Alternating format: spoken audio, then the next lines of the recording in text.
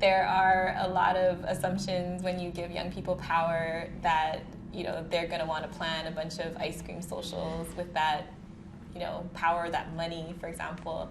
I remember with the participatory budgeting process here at Overfelt, students elevated taco trucks.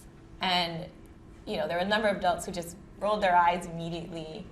But the adults were willing to go a little deeper, ask one more question of the young people, discovered that the taco truck idea actually came from a desire to create safe access to food. That in their neighborhoods, young people were going out to buy food and then encountering violence or a sense of not being safe on their walk to and from. And so by bringing food closer to campus and more accessible, they were actually solving a really critical issue that adults weren't even aware of. Thinking of an example where young people came together to look at equity data around discipline in the district.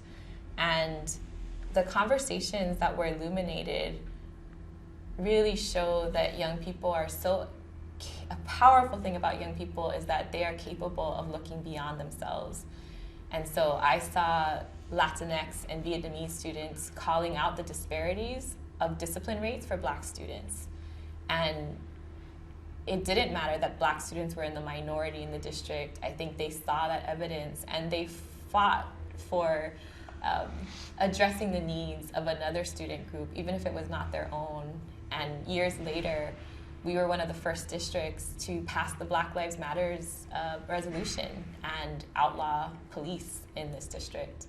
And I think a lot of that came from those young people who really looked beyond their own individual needs to really thinking about the collective and thinking about equity.